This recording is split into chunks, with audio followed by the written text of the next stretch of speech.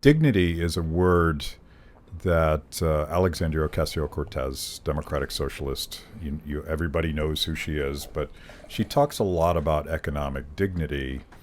And it struck me that in a world, particularly in the United States, where very few people actually wake up in the morning wondering whether or not they can feed their families.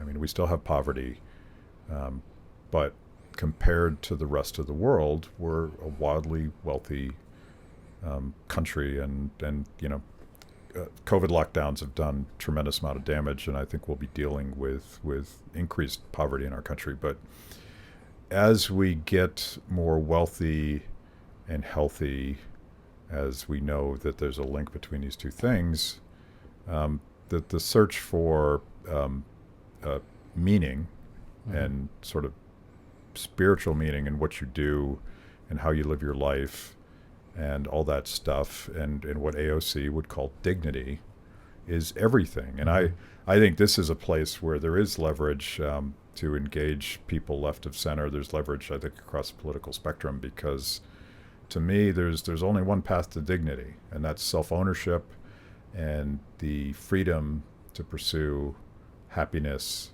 and the freedom to pursue enterprise and all of these things that lead to a fulfilling life. It's not a government can't give you dignity. You can't pass legislation that mandates dignity.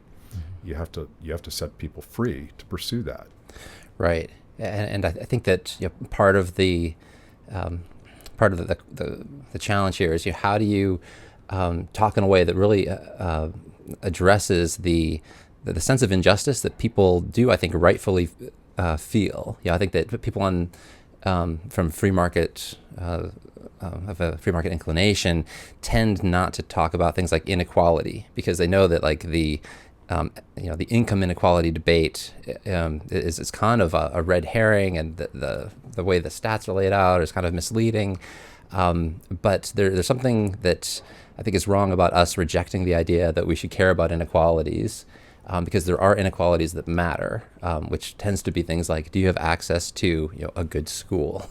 Things that matter to people that don't really understand that it's political privileges and monopolies that are set up by government that are really depriving them of the opportunities they should have. So I like to think that we should be talking about inequalities that matter. Yeah. Get beyond some of these Gini coefficients about how the top's doing versus the bottom. That's kind of irrelevant. Let's talk about things that are on their face unjust, and where anybody should have some empathy for those who are struggling with few options for their kids.